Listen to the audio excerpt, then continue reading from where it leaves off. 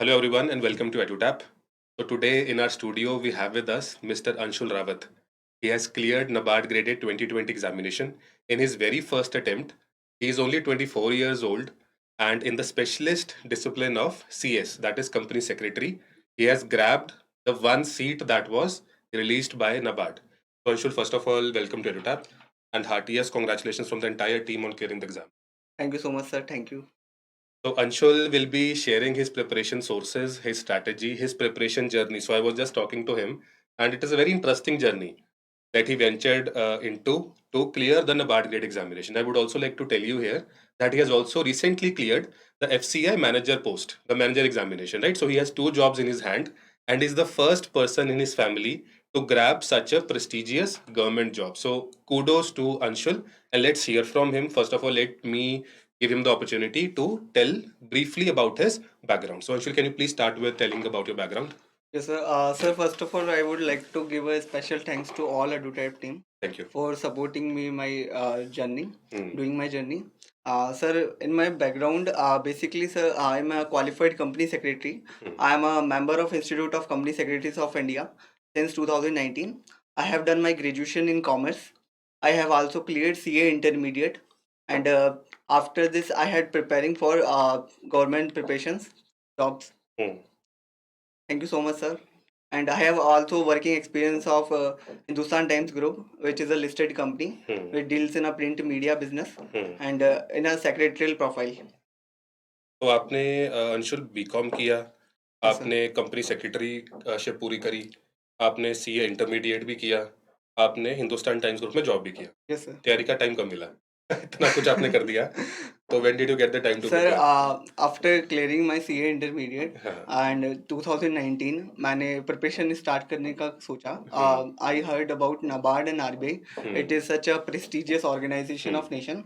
And suddenly, sir, NABARD का recruitment आ गया in January.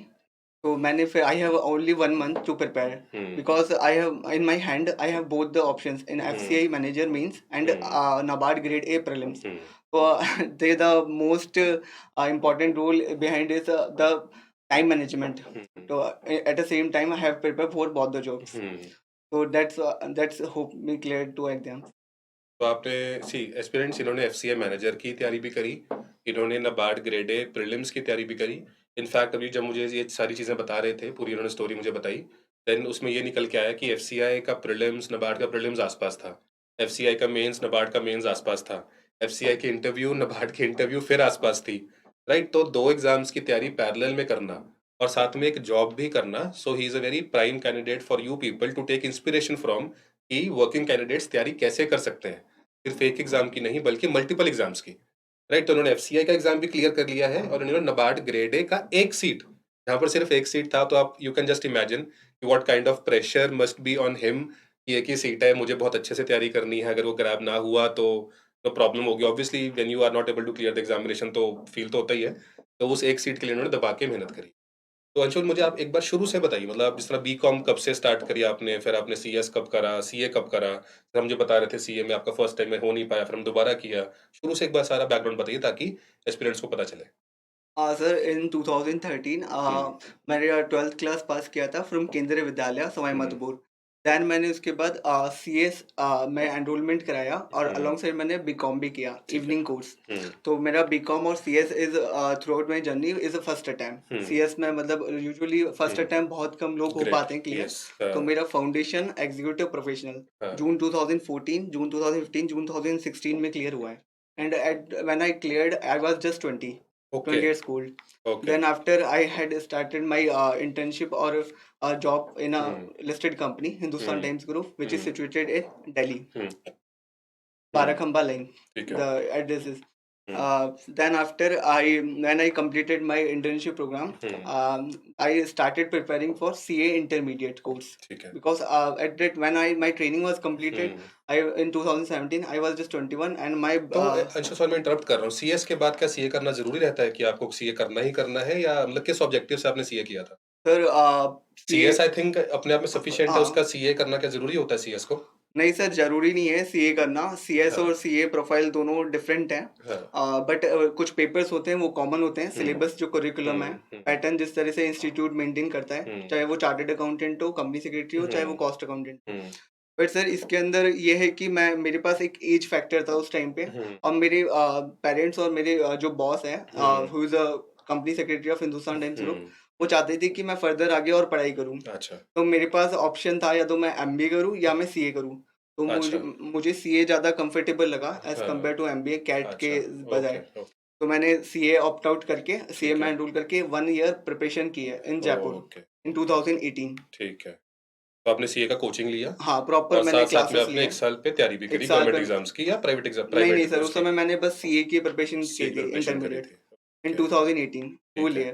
ठीक फिर है। सर 2019 में मैंने अपना एक हुँ, जो institute of company secretaries of India है, उसका एमएसओपी प्रोग्राम होता है 15 टू 20 डेज़। उससे पहले भी कुछ ट्रेनिंग्स करनी पड़ती हैं, और उसके बाद में फिर आप मेंबरशिप के लिए एलिजिबल हो पाते हो।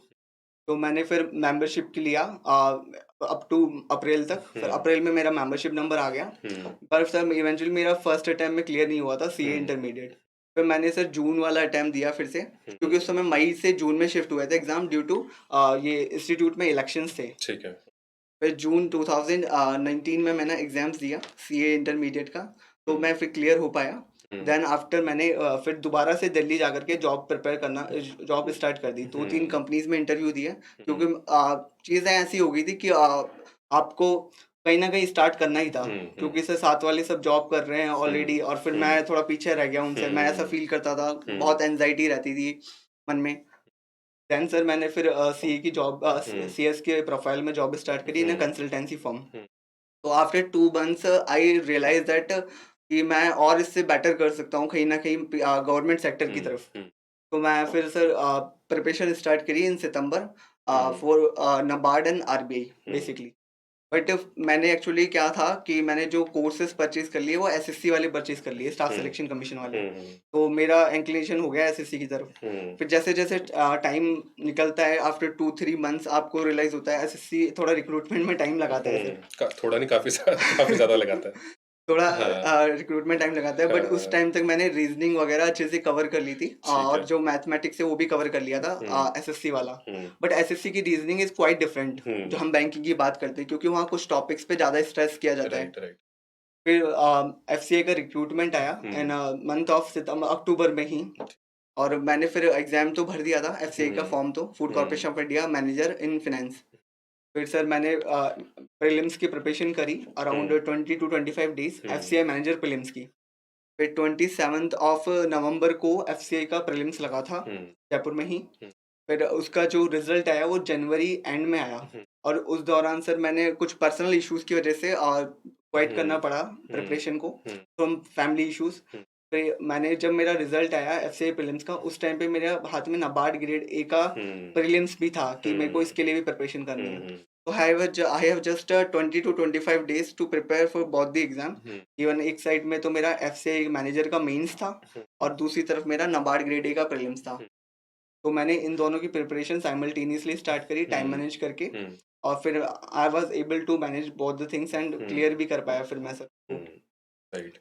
कि मैं एक बार ना बॉटम लाइन थोड़ा सम अप कर देता हूँ जो अंशुल ने बताया है।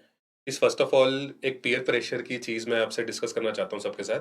ये सबके साथ होता है, right? People who are graduating out of a good college या out of a university, what they think is कि अच्छा मेरे जो साथ वाले दोस्त हैं, मेरे जो साथ वाले जिनके साथ मैं ऐश करता था कॉलेज के अंदर घूमता था, उनकी जॉब्स लग गई हैं या और मैं गवर्नमेंट एग्ज़ाम्स की तैयारी में 1 साल, 2 साल, 3 साल लगा रहा हूँ।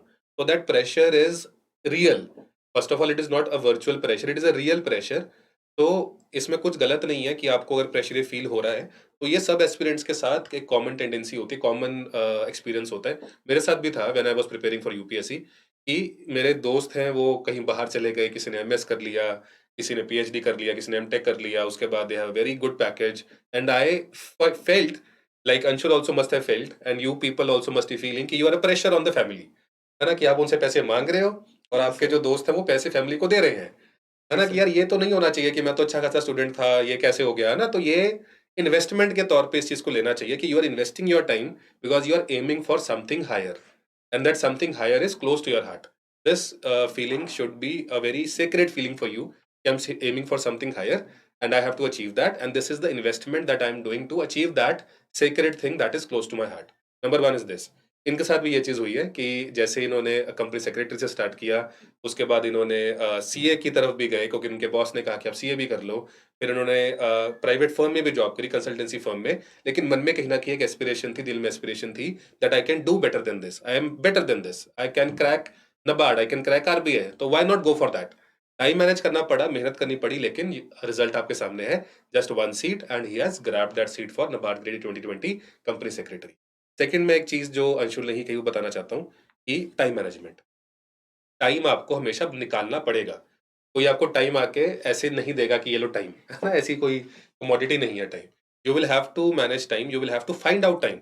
एंड अगर आप टाइम निकाल नहीं पा रहे हो, देन समवेयर ये चीज़ शायद सुनने में बुरी लगेगी, somewhere you are not serious about what you are dreaming for. क्योंकि अगर आप उस चीज़ को ड्रीम कर रहे हो, आपकी एस्पिरेशन है, आपकी वो तमन्ना है कि मुझे इस जॉब के अंदर जाना है या मुझे कोई भी चीज़ करनी है, not even in the context of job, तो आप उसके लिए टाइम निकाल ही लेते हो, बिकॉज़ आपको वो चीज़ रात को सोने नहीं देती कि यार ये चीज़ मुझे करनी है, ये चीज़ मुझे करनी है, तो मुझे टाइम निकालना है, मुझे टाइम निकालना है, मुझे काम करना है इसके ऊपर, चाहे दिन का 1 घंटा, दिन का 2 घंटा क्यों ना हो, लेकिन कंसिस्टेंटली अगर एफर्ट किया जाए, तो अगेन अंशुल जैसे लोग आपके सामने हैं, जिन्होंने उस हेक्टिक जॉब के साथ, and he was earlier telling me कि सीए, सीएस फर्म्स के अंदर 12 hours is the minimum time that you have to devote. कि सुबह 9 बजे जाके रात को 9 बजे 9 बज जाते हैं, 12 घंटे काम करने के बाद भी he was able to manage his time, he was able to find time to chase after his dream of NABARD examination and he has cleared that. Right? तो ये चीज़ें आपको हमेशा मोटिवेशन देनी चाहिए। अंशुल आपके सामने बैठे हैं, तो इनसे आप इंस्पिरेशन लीजिए और अपने टाइम को मैनेज कीजिए, टाइम फाइंड आउट कीजिए और अपनी ड्रीम को अपने दिल के करीब रखिए और उसके लिए मेहनत कीजिए। ठीक है अंशुल? ये ठीक कहा मैंने सारा जी कुछ? सर, बिल्कुल। बिल्कुल, ठीक है। अच्छा अंशुल, मैं अब इसके बाद आना चाहता हूँ, देखो when it comes to specialist post, है ना? आपने भी ये चीज़ फेस करी है कि जी बहुत सर, ज़्यादा गाइडेंस अवेलेबल नहीं है। जी सर, गाइडेंस है ना? अवेलेबल नहीं। इनफैक्ट अभी हम जब बात कर रहे थे तो अंशुल ने मुझे ये चीज़ शेयर करी कि इनको भी ये चीज़ लगती थी कि NABARD फेज़ 2 में स्पेशलिस्ट में ईएसआई और एआरडीबी आएगा।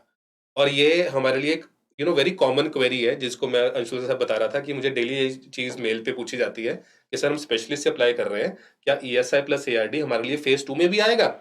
तो दिस इज़ द वैक्यूम, ये इतना ज़्यादा वैक्यूम ऑफ क्या बोलूँ मैं कि मिसअंडरस्टैंडिंग या लैक ऑफ नॉलेज या लैक ऑफ गाइडेंस अवेलेबल है इन स्पेशलिस्ट डिसिप्लिन्स। यही इस इंटरव्यू का मकसद भी है कि we are able to guide you, the selected candidates are able to guide you specially for the specialist streams कि तैयारी करनी कैसे होती है। तो अंशुल, आप मुझे अच्छे से बताइए कि फेज़ 1, फेज़ 2 इंटरव्यू, अभी हम इंटरव्यू को छोड़ देते हैं और फेज़ 2 को एक बार छोड़ देते हैं। फेज़ 1 पे आते हैं। वहाँ पर क्वांट है, रीजनिंग है, इंग्लिश है, कंप्यूटर है, जीए है, ईएसआई, एआरडी है।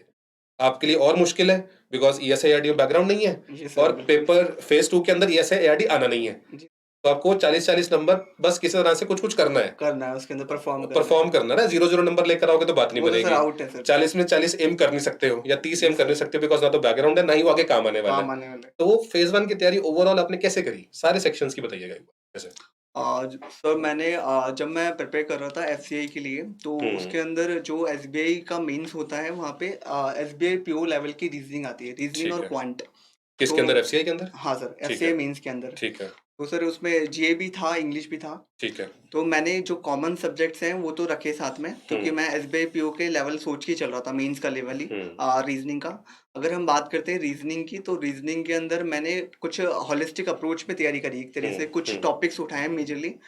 सिटिंग अरेंजमेंट हुआ, पजल हुआ, हुँ, स्लॉक्स हुए, ब्लड हुँ, रिलेशन, हुँ, डायरेक्शन, हुँ, और थोड़ी बहुत अल्फाबेटिकल सीरीज, कोडिंग डिकोडिंग। हुँ, तो मैंने उस पर बहुत ज़्यादा स्ट्रेस किया इनिशियली। हुँ, काफ़ी टाइम तक मैंने काफ़ी क्वेश्चंस हुँ, सॉल्व करे डेली बेसिस पे, 2 से 3 आवर्स तो केवल रीजनिंग पे डिवोट करें, ओके। कि वो ऐसा सेगमेंट है, वहाँ पे आप स्कोर कर सकते हो एक बार में ही। हुँ, फिर पर सर, नाबार्ड में तो रीजनिंग सिर्फ 20 मार्क्स की है, हाँ तो सर, आपने फिर भी इतना उस पे एफर्ट डिवोट किया। हाँ सर, क्योंकि मुझे लगता हुँ, था कि अगर नाबार्ड का, भले ही नाबार्ड का प्रीलिम्स है, पर इसमें भी रीजनिंग का लेवल हो सकता है कि हुँ, एसबीआई वाला ही हो। ठीक है, समझ गया।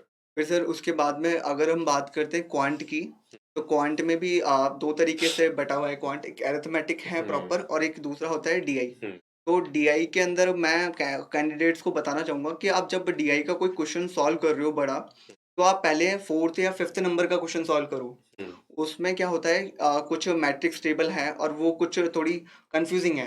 तो आपका पैटर्न, आपका सोचने का तरीका दूसरा है कि ये ऐसे भी सॉल्व हो सकता है। हुँ, बट वो ट्रिक आपको 4th या 5th क्वेश्चन में पता लगेगा, अरे ये तो ऐसे हो रहा था। क्योंकि वो सिंपल क्वेश्चन होगा 4th वाला या 5th वाला। समझ तो गया। पहले 4th 5th देख लो, तो आपको ट्रिक्स पता लग जाएगी कि कैसे बन रहा है इसका सम। हुँ, तो उस पे फ़ोकस करना चाहिए। हुँ, और अरिथमेटिक जो हमारे बेसिक अरिथमेटिक्स हैं, वो तो तैयार करने चाहिए हुँ, डेली बेसिस पे एक-एक टॉपिक रोज़। हुँ, और जो हमारे अदर टॉपिक्स होते हैं, बोट एंड स्ट्रीम और हुँ, जो ट्रेन्स हैं हुँ, और ये, तो इसमें से क्वेश्चंस जब भी आता है तो एक एवरेज क्वेश्चन आता है। कुछ हुँ, इसमें हार्डकोर कुछ ऐसी चीज़ें आती नहीं, क्योंकि हुँ, जो रेशियो प्रोपोर्शन है और जो हुँ, परसेंटेज है, हुँ, सिंपल कंपाउंड इंटरेस्ट है, हुँ, वहाँ थोड़ा लेवल पूछते हैं क्वेश्चंस हुँ, का। हुँ, तो वो पहले उन टॉपिक्स को उठाओ जिनमें से एक ही पैटर्न का क्वेश्चंस आने वाला है। ठीक है, ट्रेन में से अगर एक क्वेश्चन आएगा तो वैसा आएगा, बोट स्ट्रीम में से एक आएगा, पाइप्स एंड सिस्टम में से एक उसी तरीके का क्वेश्चन ठीक आएगा। है, ठीक। तो उन चीज़ों को डेली बेसिस पे प्रिपेयर करो और प्रिपरेशन मत छोड़ो उस चीज़ों। हुँ, और यही हम बात कर रहे हैं अगर करंट अफेयर्स या जीए के बारे में टर्म्स में, हुँ, तो जीए भी 2 तरीके से बँटा हुआ है, एक तो करंट अफेयर और स्टैटिक जीके। हाँ, सर मोनोटोनसली लोग स्टैटिक जीके पे फोकस नहीं करते उतना हुँ, जितना हुँ, शायद देना चाहिए स्ट्रेस। हुँ, लोग बस करंट अफेयर्स करने में लगते हैं वो 3 हुँ, महीने 4 महीना। पर आजकल पैटर्न यही है कि मैंने सुना था, जैसे जब एसबीआई वगैरह के मैंने देखे इंटरव्यूज़ वगैरह, हुँ, मैंने सुना कि 6 महीने तक की करंट अफेयर्स पूछे जाते हैं लास्ट। हुँ, तो 6 मंथ के करंट अफेयर्स को प्रिपेयर करना चाहिए मेरे हिसाब से। ठीक है। और साथ में अगर आप स्टैटिक जी को प्रिपेयर कर रहे हो, तो आप डेली बेसिस पे टॉपिक्स उठा लो। एक दिन हुँ, मैंने सारे नेशनल पार्क कर लिए, हुँ, दूसरे दिन मैंने डैम्स कर लिए, हुँ, तीसरे दिन पावर प्लांट्स कर लिए, समझ गया। फिर बर्ड सेंचुरीज़ कर ली, फिर मैंने ठीक सारे है। डांस कर लिए। इतना कुछ याद हो गया था? सर याद हुआ नहीं, पर मैं अगर मोटा-मोटा क्वेश्चन देख के हाँ, अगर ऑप्शंस देख के समझ में आ गया होगा। मोस्ट पॉसिबल हाँ, क्वेश्चंस लगाना चाहूँ तो वो कैच हो समझ जाता गया। है उस टाइम पे। ठीक है। क्योंकि जब हम नेक्स्ट डे दूसरा टॉपिक करेंगे तो उसके एक उसी टाइम पे हम जो पिछले दिन मैंने पढ़ा है उसको रिवाइज कर रिवाइज़ लूंगा मैं। करोगे। अब मैं गुड। उसमें भी ट्रिक्स बना रहा तो थोड़ी सी कि डांस में भी कोई ट्रिक्स बना दूं मैं इस तरह से हुँ, शब्द एक टाइप। तो हुँ, मेरे को वो इजीली रिकॉल हो जाएगी, हुँ, पंजाब में ये डांस सारे हुँ, फेमस है, हुँ, राजस्थान में ये सब फेमस है, हुँ, कर्नाटका में ये सब फेमस है। हुँ, तो स्टैटिक जीके को भी लेके चलना चाहिए क्योंकि वो स्कोर कराता है आपको जनरल अवेयरनेस पार्ट पे। और 6 महीने की तो स्टैटिक जीके करो ही, और इन 6 महीने करंट करंट अफेयर्स अफ़ेयर। करो। हुँ, और इन टर्म्स ऑफ नाबार्ड अगर आप प्रिपेयर कर रहे हो, आरबीआई एग्जाम प्रिपेयर कर रहे हो, तो आपको इकोनॉमिक सर्वे और बजट तो करना ही है एनी हाउ। हुँ, क्योंकि most of questions are came from these two. Hmm, economic survey से क्वेश्चंस आ जाएंगे, बजट से क्वेश्चन आ जाएंगे, हुँ। और इवन प्रीवियस बजट से भी क्वेश्चन आ जाते हैं कभी कभी। तो वो मैं डिपेंड करता है कि एग्ज़ाम कब हुआ है। कब हुआ है तो वो। अगर वो बहुत रिसेंट है, नया वाला बजट पुराने से पूछ लेते हैं वो हाँ, क्वेश्चन। पुराने से कुछ पूछ हाँ, लेते हैं, ट्रिक थोड़े से ऐसे डाल राइट, देते हैं राइट। 1-2 क्वेश्चन, तो वहाँ पे हाँ, स्ट्रेस हो जाते हैं कि 19 में हमारी फिस्कल डेफिसिट हाँ, इतना हाँ, इतना था, हाँ, तो अब हाँ। कितना है? राइट, तो वो चीज़ें हैं। ठीक है। तो बजट इकोनॉमिक सर्वे तो बहुत प्राइम है हुँ, नाबार्ड आरबीआई के केस के हुँ, अंदर। और स्टैटिक जीके पे रेगुलर फोकस करना हुँ, चाहिए। हुँ, और इंग्लिश है तो इंग्लिश में लोग स्ट्रेस करवाते हैं वोकैब पे। तो मुझे लगता है सर वोकैब पे ना करके पहले इंग्लिश ग्रामर इंप्रूव करना चाहिए, हुँ, क्योंकि ज़्यादातर क्वेश्चन ग्रामर से बनते हैं। और हुँ, जो हमारा आरसी है, वो भी हुँ। ग्रामर अगर आपको पता है तो सेंटेंस कहना क्या राइट, चाहता है, राइट, तो आप राइट, उस राइट। इजीली उसको ग्रैब कर पाओगे। हाँ, तो यही सारी चीज़ें हैं प्रीलिम्स की। ठीक है और और कंप्यूटर के लिए आपने नहीं बताया? कंप्यूटर के लिए सर एक्चुअली मैंने एक सर्टिफिकेशन कोर्स कर लिया था। मैंने अच्छा, आपको भी बताना भूल गया मैं। अच्छा। मैंने 2019 में जब जॉब क्विट करी थी, तो एक हाँ, नेलेट करके एक इंस्टीट्यूट है, हाँ, मिनिस्ट्री ऑफ आईटी के अंडर में आता है। ठीक है, ministry of electronics and information technology, तो उसका ठीक एक है, कोर्स है, कोर्स ऑन कंप्यूटर कंसेप्ट्स। ठीक है। तो वो मैंने डायरेक्ट वाला कर लिया, और 3 महीने का कुछ कोर्स होता है, 3 महीने बाद एग्ज़ाम दे सकते हैं अपन। अच्छा, अच्छा। तो मैं उसके लिए ऐसा था कि कंप्यूटर मेरे को अच्छे से ही करनी है सब चीज़ें, हाँ, हाँ, चाहे हाँ। कोई से भी चैप्टर हो, तो मैंने कंप्यूटर वहाँ बहुत अच्छी प्रिपेयर कर ली थी। अच्छा, वो एक ओके। एडवांटेजेस हो गया मेरे को तो ये वहाँ पे। वीडियो कोर्स है या नोट्स वगैरह मिलते हैं, क्या मिलता है? सर वीडियो कोर्स भी दिए, नोट्स इसके हैं हाँ, अवेलेबल, हाँ, बट वो डिटेल कंप्यूटर पूछा जाता है इसमें, क्योंकि समझ उसमें गया। पासिंग मार्क्स थोड़े ज़्यादा चाहिए होते हैं। ठीक है, तो मतलब this course is good for GK वाला हाँ, पार्ट ऑफ नाबार्ड? हाँ, जीके वाला part of NABARD better computer है। वाला और पार्ट, हाँ। एडुटैप की जो सीरीज़ हैं, हुँ। क्वेश्चन सीरीज़ हाँ जी, एमसीक्यू हाँ वाली जी, हाँ जी। 300 क्वेश्चंस वाली, हाँ जी, हाँ जी, हाँ वो जी। भी बहुत सफिशिएंट है। उसमें से भी काफ़ी क्वेश्चन कंप्यूटर अवेयरनेस पे मिलते हैं। समझ गया, इवन ठीक यही है। मेरा एफसीआई में भी था, एफसीआई मैनेजर की मेंस में भी कंप्यूटर अवेयरनेस हुँ, के 20 क्वेश्चन थे। तो मेरे काफ़ी दोनों एकदम से अच्छे हो गए, मतलब इसके गुड। बेसिस पे। और तो आपने ईएसआईआरडी वाले पार्ट में फेज़ 1 में कितना वो जुगाड़ लगाया ओके। कि 10-15 नंबर आ जाएँ और ज़्यादा की ज़रूरत नहीं है, कम आएँगे तो प्रॉब्लम हो जाएगी? हाँ, तो वो दूसरी जुगाड़ जगह कैसे लगाया आपने? सर दूसरी जगह मैंने फ़ोकस किया रीज़निंग, क्वांट, इंग्लिश और जो जीए है और कंप्यूटर पे हाँ, हाँ। ज़्यादा। और एआरडी, एएसआई में ऐसा था कि अगर हम इस ईएसआई की बात करते हैं, इकोनॉमिक सोशल हुँ, इश्यूज़ की, तो मैंने बजट पे नोट्स बना लिए बहुत अच्छे से, और इकोनॉमिक सर्वे पे नोट्स बना लिए। तो मैंने उसको 3 या 4 बार पढ़ा और डेली मैंने 2 घंटे डिवोट करे हैं ईएसआई पे, क्योंकि ये करंट अफेयर्स जो है रिसेंटली जितने भी रिपोर्ट्स हैं वर्ल्ड वाइड नेशन वाइड उस पे ज़्यादा फोकस किया। उनके फैक्ट और फिगर्स थे, उनको मैंने एक जगह समरअप कर लिया डेली बेसिस पे कि मैं मेरे को आज ये पता लगा, मैंने इसमें ये कर लिया। ठीक और है, जो डेली का करंट अफेयर्स था, डेली का 10-15 मिनट का, ठीक वो है, मैं देखता ही था। ठीक है। तो ईएसआई मेरे को हो गया था कि मोटा-मोटी कि मैं कर जाऊँगा ईएसआई अब तो। मतलब आपने करंट अफेयर से फोकस रखा है ईएसआई हाँ, में इंस्टेड ऑफ स्टैटिक पार्ट। हाँ। ठीक है। सेकंड, अगर हम एआरडी की बात करते हैं तो हुँ, एग्रीकल्चर रूरल डेवलपमेंट, चाहे वो शायद इस एग्रीकल्चर स्ट्रीम का हो या हुँ, फिर किसी भी स्ट्रीम का हुँ, पर्सन हो, उसको डिफिकल्टी आने वाली है सर हुँ, एग्रीकल्चर के अंदर तो। हुँ, तो मैंने एग्रीकल्चर में भी पहले तो मैं फैक्ट्स के ऊपर गया कि कौन से स्टेट्स के क्या-क्या चीज़ें बहुत ज़्यादा फेमस है, उनकी हुँ, एक लिस्ट बनाई मैंने।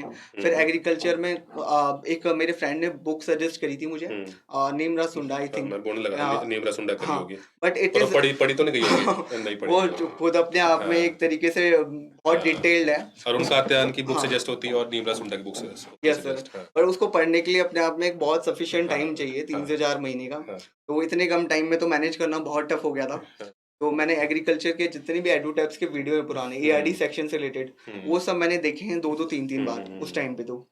तो उसके करते से ही मुझे लग गया था कि हाँ, now I am able to crack score um, cut off. हुँ, देन मैंने फिर एआरडी पे थोड़ा और स्ट्रेस किया लास्ट के डेज में, हुँ, जब नाबार्ड का पेपर होने वाला था हुँ, 25th को। हुँ, तो मुझे सफिशिएंट लगा कि अब नाउ आई विल प्ले। हुँ, फिर उसके बाद में मेरा 23rd ऑफ फेब को इसका food corporation of India manager का मेंस था। हुँ, देन 25th ऑफ फेब को मेरा नाबार्ड ग्रेड ए प्रीलिम्स था। तो I hmm, was just in my hand only 1 day. Hmm, उसी दिन में मुझे तो दोबारा से रिवाइज करना था घर आके।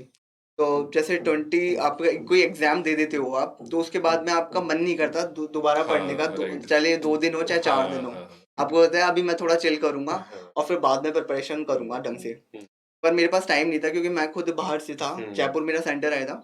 तो जयपुर में मैंने जब मेंस दे दिया एफसीआई का, हुँ, फिर आई वाज जस्ट मेरे पास 1.5 या 2 दिन थे। हुँ, तो मैंने जितना भी पढ़ा सर अब तक का एआरडी ईएसआई, वो मैंने बहुत अच्छे से रिवाइज करा दोबारा एग्जाम से पहले। और उसके बाद जब एग्जाम्स देने गए तो एक कॉन्फिडेंस आ गया कि यार now I will able to manage. Hmm, फिर मैं एग्जाम दिया तो बहुत शॉर्ट ही हो गई थी। नाउ मेरा hmm, NABARD grade A prelims clear हो जा रहा है, अब मैं मेंस की तैयारी हुँ, करेंगे अच्छे से। हुँ, फिर जब मैं घर पे आया दोबारा से हुँ, सेम डे, तो मैंने वही मेरी क्वेरी थी कि मैं क्या फेज 2 के अंदर भी एएसआई एआरडी आएगा हुँ, या फिर मेरा प्रोफेशनल भी है। अब हाँ, जब हम सर प्रोफेशनल की बात करते हैं कोर्स की, हाँ, तो जो नाबार्ड का सिलेबस है वो बहुत डिटेल्ड है। हाँ, उसमें लिख भी रखा है उन्होंने एग्जॉस्टिव सिलेबस ऐसा। हाँ, तो 4 या 5 पन्नों का सिलेबस होता है वो।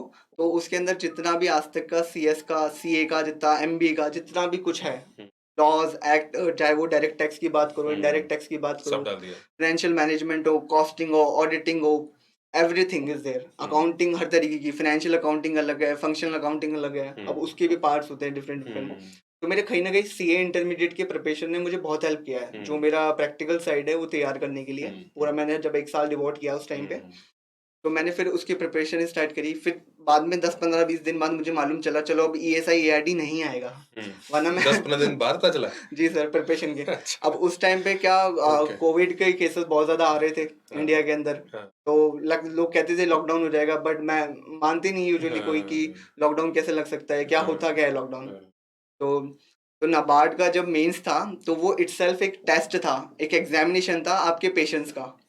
वो 6-8 महीने निकालना, क्या हमारा एग्जाम इस हुँ, साल होगा नहीं होगा, हुँ, और क्या नेक्स्ट ईयर तो नहीं होगा एग्जाम। तो हुँ, बहुत सारे ऐसे थॉट्स आते थे। हुँ, और पढ़ते पढ़ते कई बार ऐसा ऐसा टाइम आया कि बोर हो गए और परेशान हो गए, हुँ, अब कितना पढ़े और क्या रिवाइज करें, हुँ, क्योंकि जैसे जैसे गैप बढ़ता जा रहा था तो लगता था कि पेपर का लेवल अब क्या आएगा।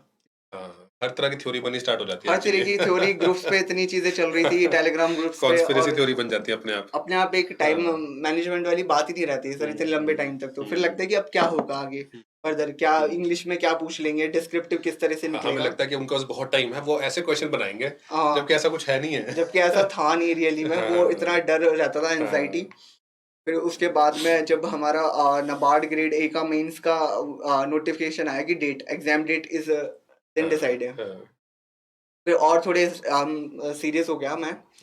तो सर उसके बाद में जब हुँ, 20-25 दिन रह गए थे, तो मैंने हाँ, प्रॉपर वो अपना प्रोफेशनल का अच्छे से ख़त्म किया 25 दिन हुँ, रेगुलर। और इंग्लिश पे मैंने ये किया था अब हम हुँ, फेज़ 2 की बात करें अगर सर, हुँ, तो जो इंग्लिश है हर साल नाबार्ड में जिस तरह से चलता आ रहा था हुँ, करिकुलम कि 250 वर्ड्स के ऐसे आते हैं और हुँ, 150 वर्ड्स के लेटर आते हैं हुँ। और फिर प्रेसी आ जाता है और फिर आरसी, ये चीज़ें। तो इस बार से थ्योरी चेंज हो गई। पूरा चेंज हो गया इस बार, 400 वर्ड्स का वहाँ लेटर आया हुआ जाके एक था। बार तो अटैक लग गया दिमाग में, ये क्या हो गया, अब हाँ, इसको कैसे मैनेज करें? हाँ। तो जब फेज़ 2 था डिस्क्रिप्टिव की जबकि हम। हमने जब वो आपसे मैं डिस्कस करना भूल गया, हमने जब वो नाबार्ड के डिस्क्रिप्टिव बैचेस लॉन्च लॉन्च किए थे, हाँ, तो उसमें हमने 2 टेस्ट जो डाले थे, उसमें सेकंड टेस्ट के अंदर वर्ड लिमिट ज़्यादा करके डाली थी। ओके, हाँ, सेकंड टेस्ट में। कि मेरे सर को नरवीर सर से यही बात हुई थी कि सर आप ऐसा तैयार रखो कि कुछ भी चेंज हो सकता है। कि हम वो फिट हाँ, ना करें दिमाग में कि 150 वर्ड का लेटर ही आएगा, 250 वर्ड का ऐसे ही आएगा, कि ऐसे को बढ़ा दो, लेटर को बढ़ा दो, किसी और चीज़ को कर दो कम। ऐसा थोड़ा मिक्स एंड मैच होना चाहिए। Yes sir. राइट, ठीक है, कंटिन्यू। तो अगर हम फेज़ 2 की बात करते हैं तो डिस्क्रिप्टिव की, तो मेरे हुँ, को सर नवनीत सर से बहुत गाइडेंस मिली हुँ, है। हुँ, नवनीत सर बहुत हेल्पफुल रहे इन सब चीज़ों हुँ, के लिए। हुँ, जो डिस्क्रिप्टिव के उनके जितने भी डिटेल्ड बैचेस हैं, उनके जो भी अवेलेबल है वीडियोज़ यूट्यूब पे, जो हुँ, फॉर्मेट है, जिस तरह से वो बता रहे हैं हर एक चीज़ को हुँ, डिटेल में, इट्स सो हेल्पफुल सर। एक हुँ, पॉजिटिव एनर्जी और आती है उनकी क्लास देखने से कि हुँ, अरे नहीं, नहीं चिल रहो, हो जाएगा ये तो, तुम टेंशन क्यों लेते हो? हाँ, धीरे-धीरे करते रहो। तो मैंने डेली बेसिस पे एक लेटर तो लिखा ही है। चाहे हाँ, मैंने पहले तो एग्रीकल्चर्स वाले लेटर्स पे फोकस किया, हुँ, जैसे public private partnership in agriculture, um, e NAM, और जैसे जीरो बजट नेचुरल फार्मिंग, हुँ, इस तरह से जो भी एग्रीकल्चर से रिलेटेड है वो पकड़े। फिर हुँ, मैंने जो हॉट टॉपिक्स हैं वो लिए मैंने, हुँ, चाहे चाइल्ड लेबर हो, चाहे एमजी हुँ, नरेगा स्कीम हो, हुँ, आत्मनिर्भर भारत स्कीम हुँ, बहुत अच्छे से कर ली हुँ, थी हुँ, सर। हुँ, ठीक है। उसके बाद में जितने भी जनरल टॉपिक्स होते हैं हमारे, वेदर चाहे चंद्रयान 2 हुआ, ट्रिपल हुँ, तलाक हुआ, अच्छा, आर्टिकल ओके। 370 हुआ, सब्रोगेशन, हुँ, 355 हुँ, 35A हटना हुआ। हुँ, तो मतलब हर एक टॉपिक पे बहुत अच्छे से एक थ्योरी प्रिपेयर कर ली थी। हुँ, ये दिमाग उतना सोच पा रहा था कि मैं हुँ, और इसको कैसे बेटर करूँ, हुँ, हुँ, मैं इसके कंक्लूजन पार्ट में क्या लिखूँ, मैं हुँ, अगर फैक्ट्स को दिखा रहा हूँ तो मैं कौन-कौन सी रिपोर्ट्स लिखूँ।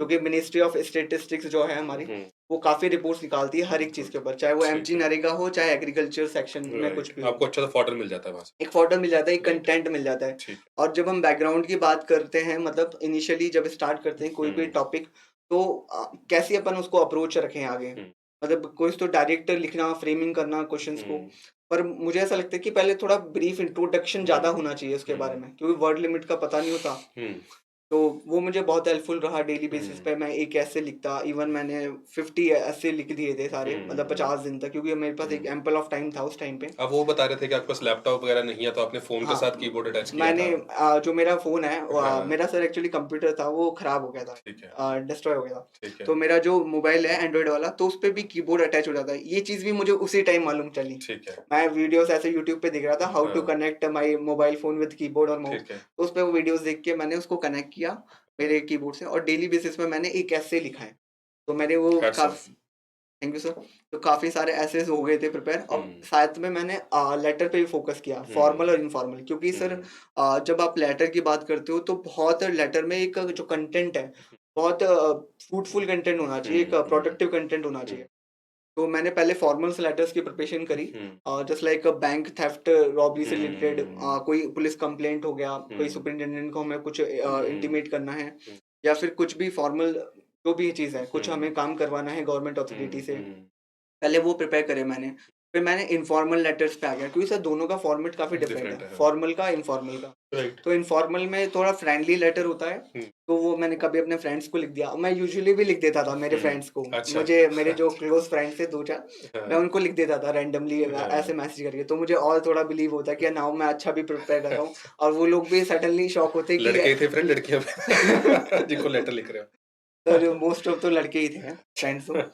तो वो काफ़ी सरप्राइज़िंग होते हैं, क्या हाँ, ये क्या लिखा तूने, इतना डिटेल में कैसे लिख दिया? मैं हाँ, बहुत तो फिर उसके बाद में लेटर की भी प्रिपरेशन रखनी चाहिए रेगुलर, क्योंकि हुँ, एग्ज़ाम टाइम पे सर वो जो टाइम हुँ, गैप है, हुँ, इतने टाइम में अपन को इतने वर्ड्स क्रॉस हुँ, करने हैं, तो वो तब भी होगा जब आपकी रेगुलर प्रैक्टिस होगी। आप सोच-सोच के लिख रहे हो, फिर हो नहीं सोच के पाएगा। लिख रहे हो, आप फॉर्मेट पे भी अटकोगे वहाँ पे, और हाँ, अगर आपको पहले से पता है फॉर्मेट है, तो आप टाइप करके हाँ, आगे बढ़ोगे बस उसको। हाँ, और वैसे आपको इंटरफ़ेस तो पता ही है सर, बहुत नाबार्ड खराब। मेंस का और ये हाँ, आरबीआई मेंस का इंटरफ़ेस कैसा होता है, काफ़ी हाँ, छोटा वो बॉक्स हाँ, बनाते हैं, उसके हाँ, अंदर ही लिखना होता है सब हाँ, कुछ, और स्पेस भी नहीं हो पाता है। हाँ, तो मैंने फुल स्टॉप लगा के स्पेस मारा था, वो जो हाँ, लेटर था ना, समझ वहाँ गया, फुल स्टॉप रख के एक लाइन का स्पेस वैसे रखा था। समझ गया। यूजुअली सबने साथ में लिख दिया था उसको, बट हाँ, वो लेटर का वो प्रॉपर हो नहीं फॉर्मेट। पाता एक्चुअली, वो फुल स्टॉप के साथ स्पेस बनेगा, ये चीज़ वहाँ पता करनी बड़ी मुश्किल है ना, हाँ, कि तो अगली लाइन में जा नहीं रहा, तो वो हाँ, स्पेस बार उस कैसे कर नेक्स्ट कैसे नेक्स्ट करके करके पूरे नेक्स्ट कैसे लेकर आएँ? जी तो सर, टाइम वेस्टेज होती है। बहुत टाइम वेस्ट होता फुल है स्टॉप सर। डाल के एंटर मारो तो चलेगा। Yes sir. ठीक है, राइट। तो वो चीज़ भी मैंने वहीं पे हाँ, करी है एंड टू एंड। तो ठीक है, लेटर की भी ऐसे प्रिपरेशन रही थी पूरी ठीक है, प्रॉपर, ठीक और है। अराउंड 30 लेटर इनफ रहे मुझे उस टाइम पे, क्योंकि हुँ, मेरे पास टाइम था, सफिशिएंट टाइम था हुँ, प्रिपेयर करने हुँ, के लिए। पर डर ये भी था कि अब इससे बढ़ के भी कुछ पूछ लिया गया एग्ज़ाम के हुँ, अंदर, तो अब फिर पता नहीं क्या हुआ, पैन इंडिया हुँ, का एग्ज़ाम है। हुँ, फिर सर उसके बाद में अगर आप आरसी और प्रेसी की बात करते हो, तो मेरे हिसाब से हुँ, आरसी से पहले थोड़ा प्रेसी पे फोकस रहना चाहिए ज़्यादा। क्योंकि एग्जाम टाइम पे भी अगर आपने पहले ऐसे उठाया फिर लेटर उठाया, हुँ, तो एक मेजोरिटी टाइम वही ले जाता है आपका, हुँ, तो जितने भी टाइम है। हुँ, तो पहले प्रेसी पे मैंने फोकस किया, पहले मैंने प्रेसी खत्म किया, क्योंकि वो हुँ, लिमिट जो वर्ड लिमिट थी मैंने एक्यूरेट ही रखी है। अगर वहाँ हुँ, 400 वर्ड थे तो मैंने हुँ, 400 ही रखे, हुँ, 250 थे तो 250 ही रखे, हुँ, क्योंकि अगर बढ़ भी रहा था तो मैंने उसको कम कर दिया, कोई हुँ, सेंटेंस हटा दिया। हुँ, और फिर अगर प्रेसी की बात करते हो तो प्रेसी भी वैसे ही हो जाता है 150 वर्ड्स में, हुँ, जस्ट बन जाता है एक तरीके का। टाइटल बहुत इंपॉर्टेंट है कोई भी हुँ, प्रेसी का, आप हुँ, दे रहे हो टाइटल से ही सब कुछ वो डिफाइन होता है। अगर हुँ, आपका टाइटल ही गलत है कि सब्जेक्ट मैटर क्या है, आप उसको पढ़ के क्या सोच पाए, क्या आपने टाइटल बना दिया, तो वही एक नेगेटिव पार्ट है इन नबार्ड और आरबी। तो प्रेसी करके मैंने फिर आरसी किया, पर मेरा आरसी 70% ही हो पाया था। लास्ट के 2-3 क्वेश्चन मेरे फिर भी स्किप हो गए, क्योंकि टाइम ही नहीं बचा था। हुँ, टाइम ओवर हो गया, फिर मेरा प्रोफेशनल वाला एग्जाम चालू हो गया हुँ, उस टाइम पे। तो मतलब अपने आप में एक जर्नी है डिस्क्रिप्टिव पार्ट की प्रिपरेशन हुँ, भी, और वहाँ पे डिस्क्रिप्टिव अटेम्प्ट करना भी, हुँ, क्योंकि अटेम्प्ट पूरा हो नहीं पाता है, वो टाइम हुँ। लिमिट ही नहीं बचती है। फिर सर मेरा फेज़ 2 की अगर बात करें तो मेरा प्रोफेशनल था वो तो। हाँ, मैं उससे पहले मैं एक बार सम अप करता हूँ हाँ ना, जी फिर सर, प्रोफ़ेशनल के बाद डेफ़िनिटली, प्रोफ़ेशनल का हम अलग से बात करते हैं। डेफ़िनिटली मैं सर। एक बार सम अप कर देता हूँ, तो जिन लोगों ने इसको टाइम स्टैम्प से वीडियो को देखना है कि फटाफट बताओ कि क्या बोला है, तो मैं सम अप करता रहता हूँ साथ-साथ में। कि when it comes two phase 1, बहुत अच्छी चीज़ अंशुल ने बताई है। Very, very interesting and a very important thing. देखो, इनको पता था कि ईएसआई प्लस एआरडी मेरा बैकग्राउंड नहीं है। But ESI plus ARD phase 2 में ज़्यादा काम आने वाला नहीं है। ईएसआई प्लस एआरडी में अगर मैं टारगेट रखूँगा कि 80 मार्क्स में से मेरे 60 आ जाएँ, वो बेवकूफ़ वाला टारगेट होगा, because that can not be achieved, क्योंकि obviously it is not needed.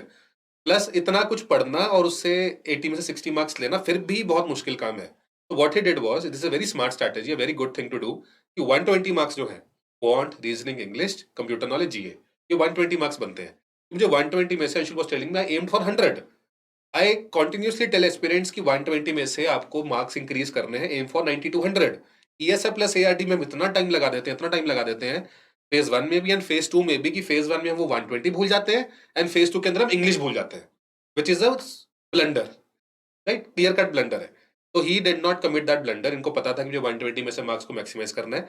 क्यूआरई के अंदर he was, he did the topic listing, कि टॉपिक्स कौन से करने हैं। अच्छा, इसमें क्वांट के अंदर डीआई भी आती है, क्वांट के अंदर मैथ्स भी आता है।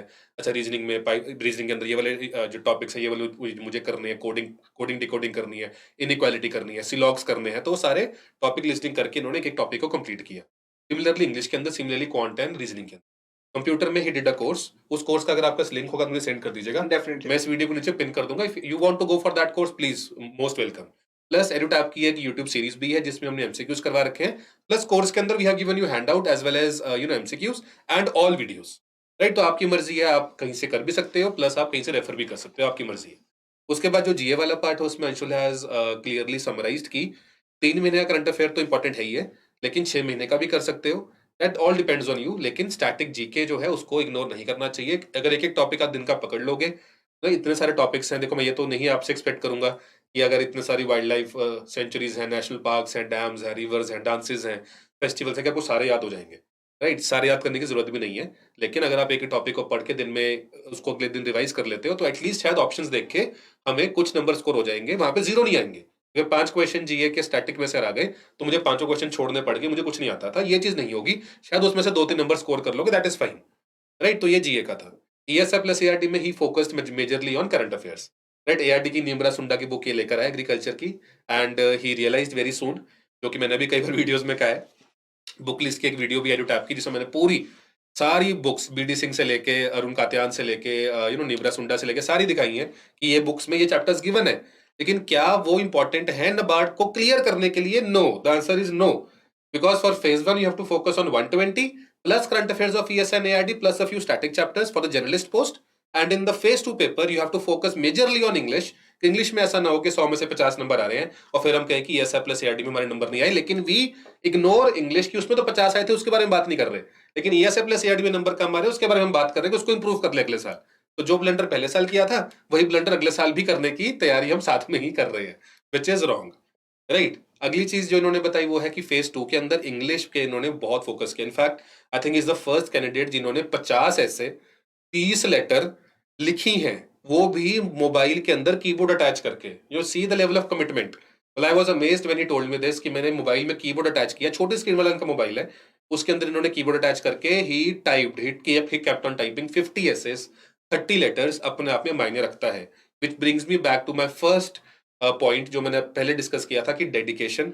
और अगर आपका वो ड्रीम आपके हार्ट के क्लोज है, then you will do effort to achieve that dream because it is sacred to you, और आप उसको अचीव करने के लिए एफर्ट करोगे ही करोगे। ठीक है अंशुल, मैंने ठीक समराइज किया? राइट। Thank you sir. आप मुझे अब पेपर 2 का बताइए सारा, फेज 2 प्रोफेशनल पेपर आपका। सर फेज 2 प्रोफेशनल की एज सच कोई गाइडेंस तो अवेलेबल नहीं है राइट। ज़्यादा। कोई भी स्पेसिफिक प्रिपरेशन नहीं कराता है। तो पर कराएंगे भी कैसे, इतना सिलेबस डाल दिया हुआ है। सिलेबस डाल दिया, सीएस का, बीकॉम का, एमबीए का भी हाँ, बहुत डिटेल सिलेबस सब तो डाल दिया हुआ है। स्ट्रेटेजिक मैनेजमेंट, हाँ। Investment function. हाँ, तो मैंने एक्चुअली मेरा पहले ये था कि मैंने अपना सीए इंटरमीडिएट का कंप्लीट करा कोर्स, ठीक है। 8 पेपर मेरे, और उस ठीक पे है। मैंने मच फोकस किया अकाउंटिंग पार्ट पे और हम्म, कॉस्टिंग पे। ठीक है। और फिर कॉस्टिंग होने के बाद मैंने फिर फाइनेंशियल मैनेजमेंट पेपर चालू करा डिटेल में। तो मैंने उसके एमसीक्यूज क्वेश्चन सॉल्व करे काफ़ी सारे। फिर उसके बाद मेरा जो था ऑडिटिंग वाला पार्ट, जो कि सीए इंटरमीडिएट में थोड़ा टफ पड़ता है सर, ऑडिटिंग और इसका करके पेपर आता है आईटी वाला। उसके बाद में मैं ऑडिटिंग पार्ट करने के बाद में मैंने फिर went back to my CS papers. तो सीएस वाले में भी सर ऐसा था कि कंपनी लॉ अपने आप में एक बाइबल है। उसके अंदर 470 सेक्शंस हैं, 22 पार्ट्स हैं, 12 स्केड्यूल है, 7 स्केड्यूल है। तो सर उसको करने में मतलब बहुत टाइम जाता है। पर मैंने सर टॉपिक वाइज उठाए हर एक चीज़ को, कि एटलीस्ट मैं 3 रिवीजन तो कर लूँ। एक दिन मैंने डायरेक्टर पढ़ लिया पूरा, दूसरे दिन मैंने शेयर कैपिटल और एजीएम पूरा खत्म कर लिया, तीसरे दिन मैंने फर्दर डिविडेंड डिपॉजिट्स और ये डिबेंचर्स और जो प्रॉस्पेक्टस है वो कंप्लीट कर लिए। तो एक स्ट्रेटेजी से मैंने पहले तो कंपनी लॉ पूरा डिटेल में खत्म किया।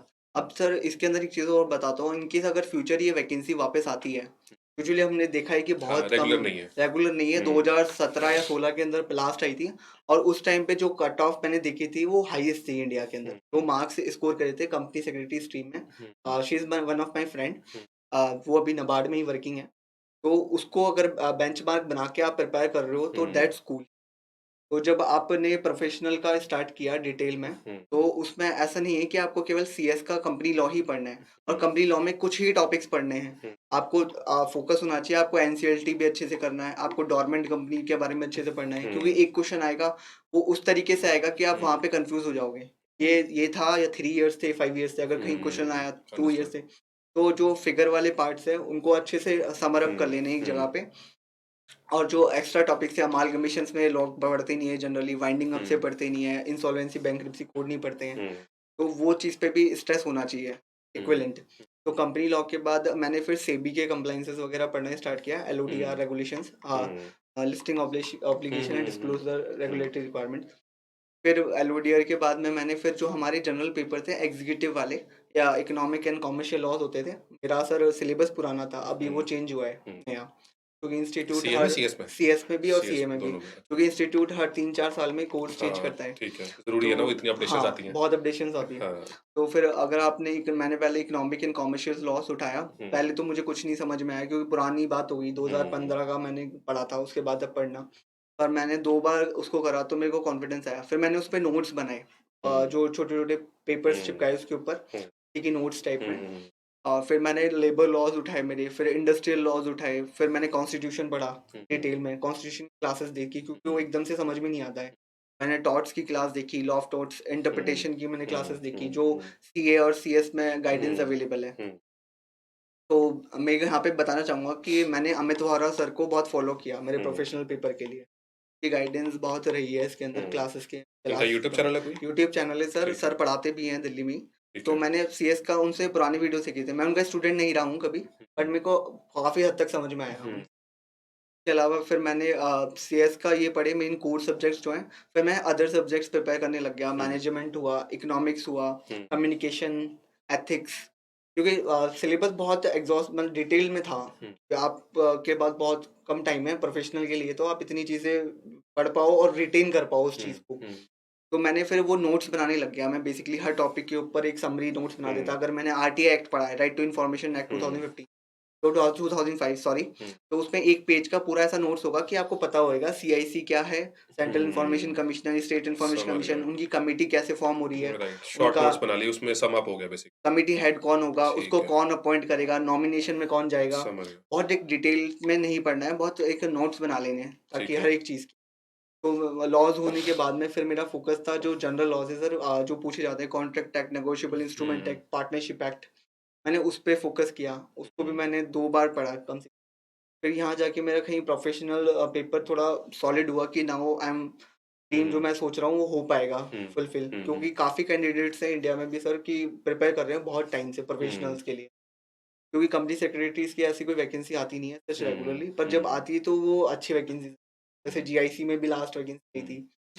तो मेरा ये मैंने कंप्लीट करा मेरा प्रोफ़ेशनल का, और हुँ, फिर मैंने अदर बैंकिंग वाला भी थोड़ा पढ़ा क्योंकि बेसल नॉर्म्स पूछ लेते हैं कभी वो हुँ, क्वेश्चंस हुँ। में। कुछ चीज़ें ऐसे बैंकिंग से रिलेटेड पूछ लेते हैं, शैडो बैंकिंग, मतलब हर चीज़ को मैंने आपके डिटेल पास में कोई करा। रेफरेंस था प्रीवियस ईयर क्वेश्चंस का कि कैसे क्वेश्चन पहले आए थे? नहीं सर, कोई ऐसा रेफरेंस कोई नहीं था? रेफ़रेंस नहीं था। नहीं था। मैं बहुत डिटेल में ही प्रिपेयर कर रहा था हाँ, फ्रॉम वन डे क्यों, और वो कहीं न कहीं गाइडेंस ना होने की वज़ह से गलत भी था। अगर मेरे पास हाँ, क्वेश्चन्स होते तो मुझे शायद इतनी बड़ी मेहनत करने की ज़रूरत ही नहीं होती। मुझे हाँ, तो ऐसा लगता है।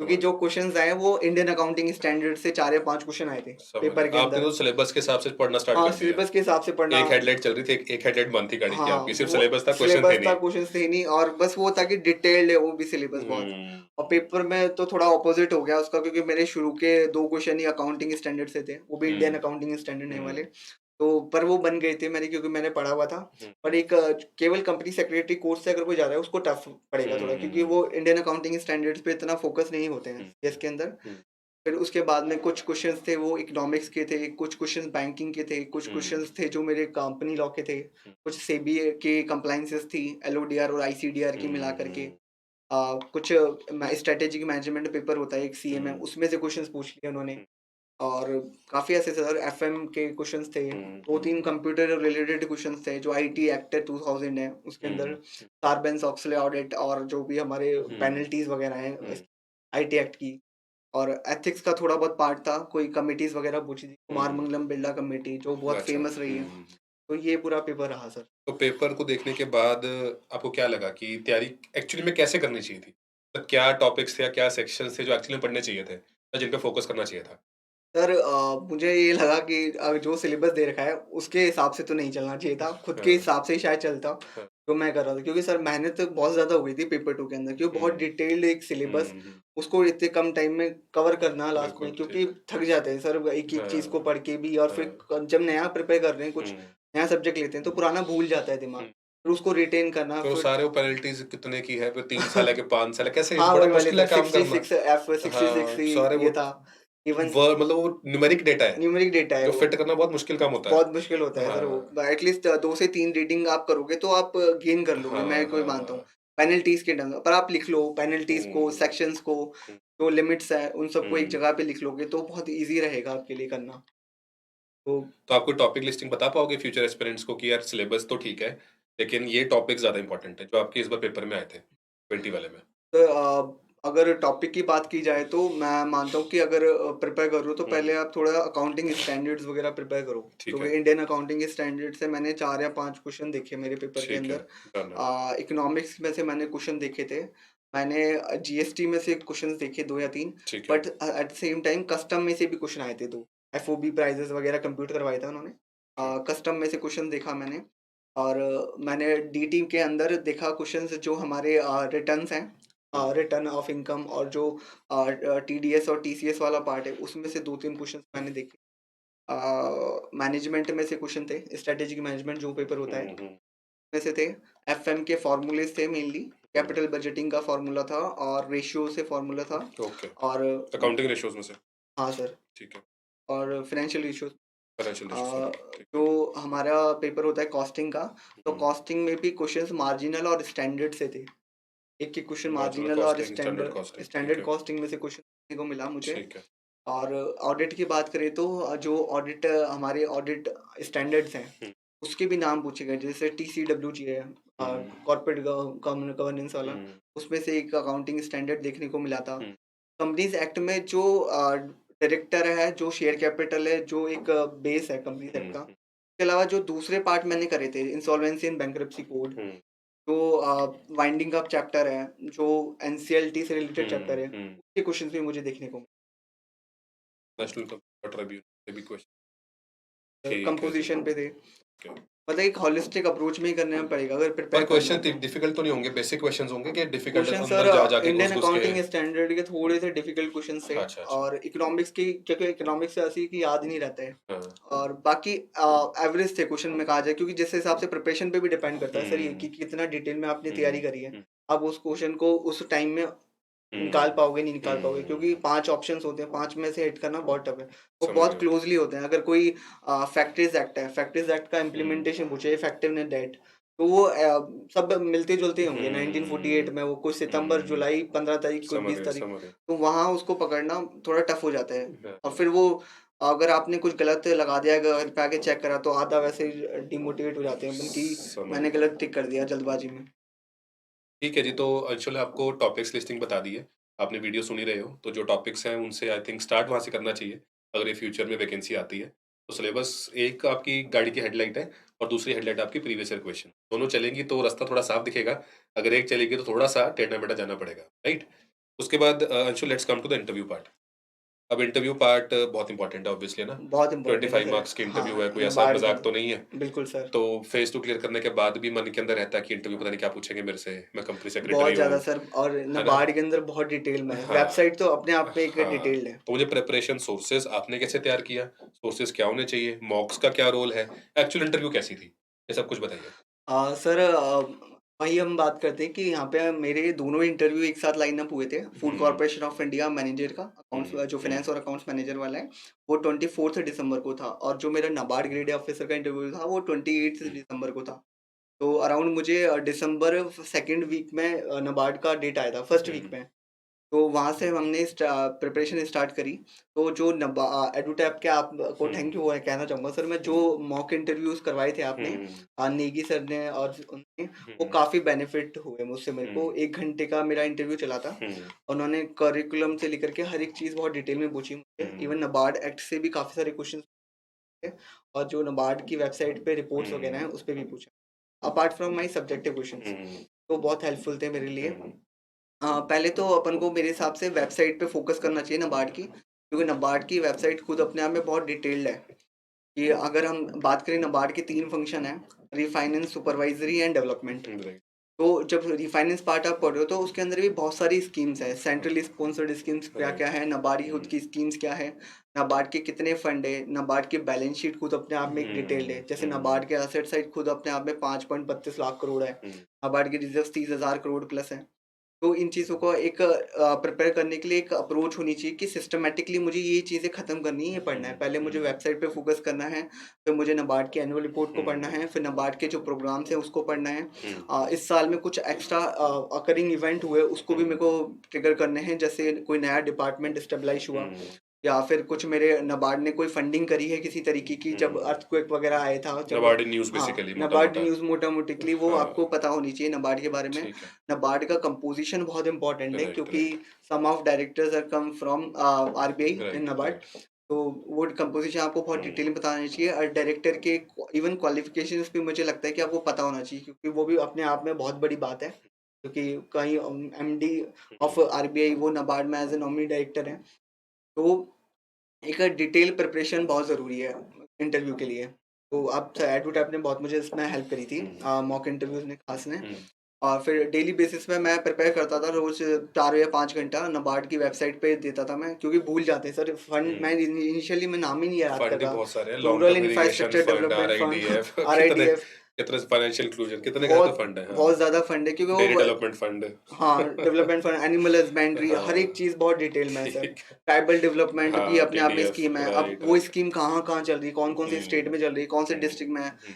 तो वो चीज़ भी याद रखना। और मेरी मेरे डिस्ट्रिक्ट, मेरे स्टेट के अंदर क्या-क्या नाबार्ड की फ़ोकस पेपर पॉलिसी देखा है। था आपने उसके लिए? हाँ सर, थोड़ा बहुत देखा था फोकस पेपर मैंने, ठीक है। पर फिर इतना टाइम नहीं मिला, क्योंकि मुझे फिर मेरा थोड़ा प्रोफेशनल साइड भी स्ट्रॉन्ग करना था। हाँ, राइट। क्योंकि पेपर में ऐसे ही झटका लग गया था थोड़ा-सा कि पेपर हाँ, ऐसा हुआ था, तो हाँ, अपने को ओवर कॉन्फिडेंट नहीं होना है अब, हाँ। क्योंकि ये लास्ट स्टेज है, इसके हुँ, बाद फिर क्या हो। हुँ, तो और मेरे को फिर साथ में एफसीए का भी प्रिपेयर करना था, तो हुँ, मैं फिर जब मेरा नाबार्ड का मैंने एक बार प्रिपरेशन खत्म करी, मेरे को हुँ, कॉन्फिडेंस आया, फिर मैंने अपने एफसीआई के इंटरव्यू की प्रिपरेशन स्टार्ट करी। हुँ, फिर मैंने वही एफसीआई की वेबसाइट देखी, उनके जो हुँ, फंडिंग है वो देखे। हुँ, एफसीआई में सर दिक्कत ये हुई थी कि उसमें जो बैलेंस शीट है वो समझना थोड़ा टफ हो गया था, कि वो हुँ। भारत सरकार के अकॉर्डिंग बनती है। अच्छा।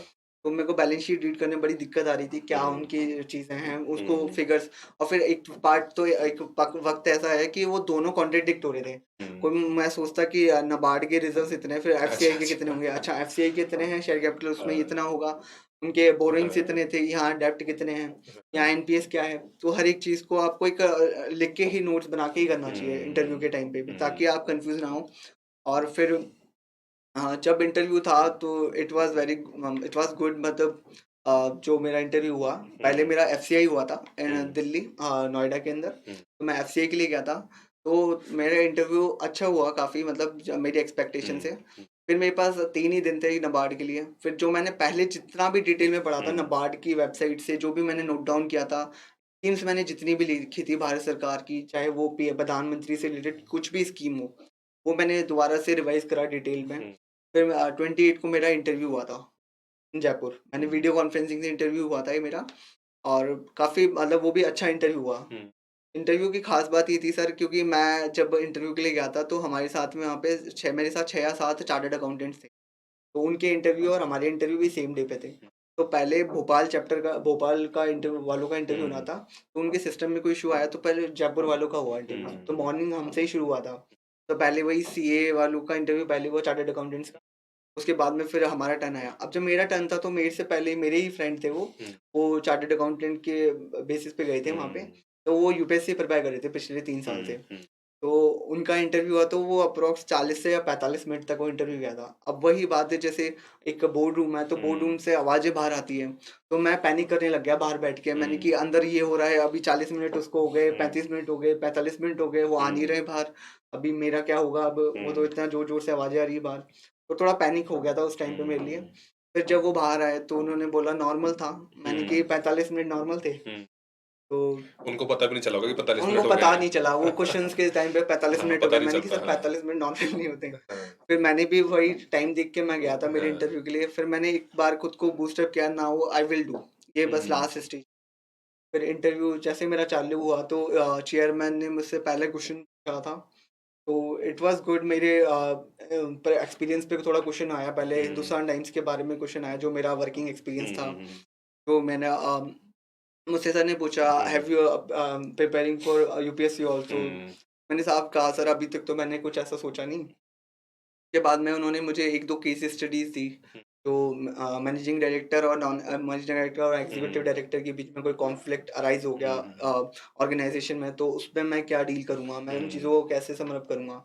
2-3 क्वेश्चन उनके मेरे पर्सनली थे, कि मैं कहाँ से बिलॉन्ग करता हूँ, और मैं हुँ, कैसे आगे करूँगा? अपने हुँ, अपने आप को कहाँ देखता हूँ? हुँ, करियर गोल्स क्या हैं मेरे? हुँ, हुँ, फिर सर उन्होंने ओवर कर दिया, और मैं सैटिस्फाइड था कि सर कन्विंस थे, चेयरमैन सर।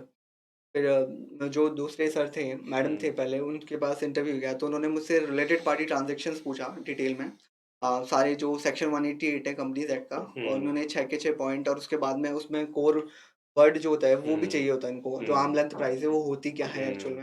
उसके बाद उनके क्वेश्चन्स थे थोड़े इंडिपेंडेंट डायरेक्टर से रिलेटेड, हुँ, और नाबार्ड के अंदर इंडिपेंडेंट डायरेक्टर है या नहीं है तो हुँ, कौन है?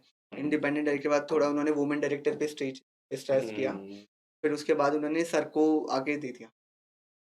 फिर नेक्स्ट सर ने मुझसे पहला क्वेश्चन ये पूछा, जनरली सर ने ही आपने बताया मुझे कि ये हुँ, जनरली पूछते हैं कि hmm, Anshul, NABARD is a company और नॉट? तो मैंने वही बताया कि sir, no, NABARD is not a company, it is a hmm, statutory organisation and hmm, established under NABARD hmm, act 1981। Hmm, और फिर नाबार्ड के बारे में थोड़ा पूछा, क्या रूल्स हैं, क्या फंक्शंस हैं। फिर उन्होंने हुँ, मुझसे पूछा कि कॉर्पोरेट गवर्नेंस क्या बात करोगे? मतलब वो आपसे इनसाइड पूछना चाहते हैं कि आपके अंदर है क्या? मतलब चल हुँ, क्या रहा है? कुछ भी स्क्रिप्टेड नहीं था वहाँ पे ऐसा कि हुँ, वो पूछेंगे। वो जनरल टॉपिक्स के बारे में पूछते हैं, उसमें से वो क्वेश्चंस निकालते हैं। कुछ स्ट्रेट फॉरवर्ड क्वेश्चंस होते नहीं हैं। हुँ, तो कॉर्पोरेट गवर्नेंस पूछा तो सर मैंने नाबार्ड का एक्ट पढ़ के गया था, नाबार्ड एक्ट हुँ, 1981। तो वहाँ पे सेक्शन 4 है जो नाबार्ड कंपोज़िशन के बारे में बात हुँ, करता है कि जो बोर्ड ऑफ डायरेक्टर है, so it itself a corporate governance. Hmm, कुछ डायरेक्टर हमारे आरबीआई के होंगे, कुछ स्टेट गवर्नमेंट नॉमिनेट करेगी, हुँ, कुछ सेंट्रल गवर्नमेंट नॉमिनेट करेगी, हुँ, तो इटसेल्फ अ कॉर्पोरेट गवर्नेंस। तो मैंने उनको बताया and he was so happy on the topic. Then उन्होंने मुझसे तो 2-4 क्वेश्चन्स और पूछे पर्सनली। उनका थोड़ा-सा उन्होंने मुझसे ब्लू रिवॉल्यूशन पूछा, व्हाइट हुँ, रिवॉल्यूशन के बारे में पूछा मुझसे उन्होंने। लास्ट इकोनॉमी की जो जीडीपी रही है, उस टाइम हुँ, पे कॉन्ट्रैक्शन आया है जिस तरीके हुँ, से, वो हुँ, पूछा उन्होंने मुझसे। हुँ, और थोड़े बहुत रिपोर्ट्स उन्होंने जनरली पूछे थे मुझसे, हुँ, इंडेक्सेस वगैरह कि हुँ, रिसेंट कुछ ऐसा इंडेक्स रहा, कुछ अलग हट के, कोई अगर इंडिया की डेलीगेशन मीटिंग हुई थी, एक हुँ, वो चीज़ पूछी। और फिर उसके बाद लास्ट रोल था जो एचआर मैम का था, हुँ, मुझे समझ में आ गया था she is the HR ma'am. उन्होंने मुझसे पूछा कि since Anshul NABARD have a 3 functions or roles. First one is refinance, hmm, developmental and third one is supervisory. Hmm, तो कौन-सा रोल तुम्हें सूट करेगा? इन केस तुम्हारी क्वालिफ़िकेशन NABARD को कैसे हेल्प करेगी फ्यूचर हुँ, में? तो मुझे वैसे हँसी आ गई उस क्वेश्चन पे सर। हुँ, और उसके बाद में फिर मैंने आंसर किया कि मैं फ़ाइनेंस के लिए ज़्यादा सही रहूँगा, मेरी हुँ, प्रोफ़ाइल इस तरीके से है। पर मैंने उनको डेवलपमेंट के बारे में बताया, तो उन्होंने फिर इस पे भी एक क्वेश्चन पूछा कि hmm, about DDM, hmm, concept of DDM in hmm, NABARD. Hmm, what is the role of a DDM in NABARD and DDM होता कौन है और एक्चुअल में वो पॉलिसी को एग्ज़ीक्यूट कैसे कराते हैं ग्राउंड हुँ, लेवल पे, हुँ, एग्रीकल्चर सेक्टर में कैसे वो आगे करेंगे। हुँ, तो मैंने उन मैम को डीडीएम के बारे में मैं पढ़ के गया था, जितना भी उनका रोल बताया। मैंने मेरे जो डिस्ट्रिक्ट के डीडीएम है, उनका नाम भी बताया उसपे। अच्छा, वेरी और मैं पढ़ के गया था डीडीएम के बारे हुँ, में डिटेल हुँ, में, तो हुँ। वो एक काफ़ी इम्प्रेसिव रहा वहाँ पे पार्ट डीडीएम के बारे आपने में। आई थिंक थ्योरी के साथ एग्ज़ाम्पल्स रियल वाले कोट किए हैं। हाँ, रियल कोट करे, कॉर्पोरेट गवर्नेंस में सेक्शन 4 ए कोट किया, उसमें फिट डीडीएम में डायरेक्ट। आपने अपने डिस्ट्रिक्ट का डीडीएम का नाम बताया। हाँ मतलब सर, वो आपने रिलेट बिल्कुल कर दिया नाबार्ड के साथ। Yes sir, very NABARD good, के साथ रिलेट वेरी करते गुड। हैं। हाँ।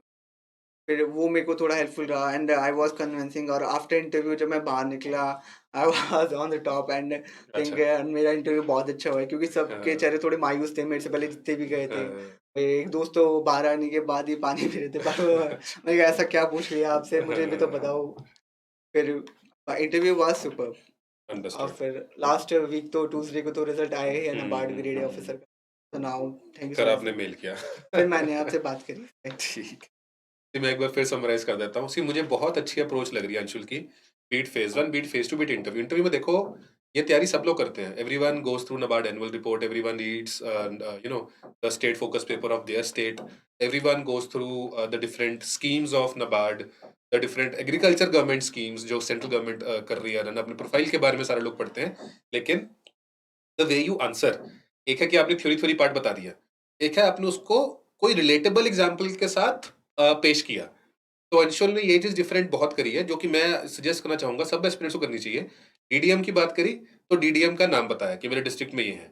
कॉर्पोरेट गवर्नेंस की बात करी तो कहाँ corporate governance as a concept है, कहाँ कॉर्पोरेट गवर्नेंस इन मोशन, कि कैसे नबार्ड में इंप्लीमेंट हो रहा है। इन्होंने सेक्शन 4 ए नबार्ड एक्ट से उठा के कॉर्पोरेट गवर्नेंस की बात कर दी कि अच्छा आरबीआई से भी डायरेक्टर आते हैं, नबार्ड से भी होते हैं, सेंट्रल गवर्नमेंट का भी होता है, स्टेट गवर्नमेंट भी नॉमिनेट करती है, कि वो अपने आप में कॉर्पोरेट गवर्नेंस का एग्जाम्पल है कि किसी एक के हाथ में इतनी पावर नहीं है या किसी के पास बाइज्ड डिसीजन लेने का शायद मौका नहीं है। तो उन्होंने एग्जाम्पल देके कोर्ट की चीजों को, तो ये बहुत अच्छी चीज है। They should always be utilised. Examples दो, फैक्ट्स प्रेजेंट करो, रिपोर्ट्स के नाम यूज करो जो रिलेटेबल हो, जिससे आपकी थ्योरी के अंदर वजन आए। ठीक है। उसके बाद NABARD website, yes you have to read. Annual report, yes you have to do. NABARD in news, yes. NABARD का कंपोजिशन, यस। नबार्ड एक्ट पढ़ लो। ठीक है। उसके बाद आपका प्रोफाइल एंड आपका जो जिस भी पोस्ट के लिए आप अप्लाई कर रहे हो, ऑब्वियसली वो चीज आपको क्लियर होनी चाहिए। ठीक है। मॉक इंटरव्यू अंशुल ने हमारे पास दिया था, ये बता रहे हैं कि it was 1 hour plus mock, and always mock interview gives you either, you know, not either, mock interview will give you confidence plus the direction in which you have to prepare. तो अगर आप preparation नहीं भी कर रहे हो या नहीं भी करी है अभी तक, तो मॉक इंटरव्यू पक्का देनी चाहिए, क्योंकि मॉक इंटरव्यू में नंबर नहीं मिल रहे हैं आपको। मॉक इंटरव्यू में आपको गाइडेंस मिल रही है कि अच्छा तैयारी अगर नहीं भी करी है तो एटलीस्ट इस पाथ पे चल के तैयारी कर लो, ये टॉपिक्स तैयार कर लो, एक आपको डेफिनेट डायरेक्शन दिख जाएगी। नहीं तो क्या होगा मन में, नाबार्ड में क्या कुछ पढ़ूं यार, इतना कुछ है पढ़ने के लिए, पता नहीं इतनी सारी स्कीम्स है, इतनी रिपोर्ट्स हैं, फेज 2 वाला भी रिवाइज करना पड़ेगा, मेरी प्रोफाइल भी है, मेरा एक जॉब एक्सपीरियंस भी है, उसके बारे में सब कुछ पढ़ना पड़ेगा। तो थोड़ा सा दिमाग खराब होने के चांसेस ज्यादा है। लेकिन अगर मॉक में अपीयर होते हो, बात ही कर लेते हो एटलीस्ट, तो आपको ये एक क्लियर का डायरेक्शन मिल जाती है। राइट अंशुल? यस सर, ठीक है। Definitely. Anything else you want to add, because फिर मैं क्लोज करता हूँ। और फ्यूचर स्प्रिंट्स के लिए कुछ भी आप कहना चाहोगे? फॉर फ्यूचर एस्पिरेंट्स आप बेस्ट ऑफ लक। आप बहुत सिस्टमेटिक वे में प्रिपेयर करो हर हुँ, चीज़ों को। और ये स्ट्रेस एंजाइटी आपकी जर्नी के टाइम पे आएगा ही है। हुँ, कुछ इसका कोई तोड़ नहीं सॉल्यूशन है। नहीं है। बट ये देखो कि आप अगर कर पा रहे हो तो आप कर लोगे। आप बस हुँ, उसको हावी मत होने दो आप पे, क्योंकि मेरे हुँ, साथ भी काफ़ी मेरी एंजाइटी आई है डिफरेंट डिफरेंट हुँ, स्टेजेस पे। हुँ, कि मैं सोचता था मैं ये क्यों कर रहा हूँ, मैं हुँ, कुछ और कर सकता था, मैं अपनी जॉब में क्यों नहीं गया, मैं मेरे प्रोफेशन में ही क्यों नहीं हुँ, हूँ, मैंने सीए क्यों ऑप्ट आउट कर लिया, उसके बाद मैंने फिर गवर्नमेंट की तरफ आ गया, तो मैंने हुँ। अपने करियर को क्या खराब तो नहीं कर लिया। बीच में तो एसएससी भी दे ऐसे दिया, थॉट्स, एसएससी की तैयारी भी कर ली। एसएससी तैयारी कर ली है मैंने, मैंने स्टेट की तैयारी कर ली, मैंने बहुत एक टाइम डिवोट कर दिया। क्या मैं हाँ, दोबारा जॉब में जाऊंगा हाँ, तो मुझे वही चीज़ें दोबारा मिलेगी नहीं हाँ, मिलेगी। हाँ। तो ये इंक्लिनेशन थोड़ा टाइम लगता है, हुँ, आपको थोड़ा टाइम लगाना चाहिए चीज़ों के अंदर, अपने आप को पढ़ना चाहिए पहले कि मैं क्या बेटर कर सकता हूँ। मुझे ऐसा लगता है कि फिर आप आगे इनिशिएट करो चीज़ें। क्योंकि राइट। अभी सर अभी एक और न्यूज़ में हुँ, एफसीआई भी आने वाला है, एफसीआई मैनेजर का रिजल्ट हाँ, मेरा हाँ, जो फाइनल हाँ, है हाँ, लास्ट वाला। देखो सर फिर क्या होता है। राइट। चलिए, थैंक यू सो ठीक है मच। जी। Thank you so much Anshul for coming in today thank you so much and sir. All dear aspirants I think इनकी motivational, inspirational journey will motivate you for a, long time and you will also do good in the upcoming examination. All the very best. Thank you so much and happy learning.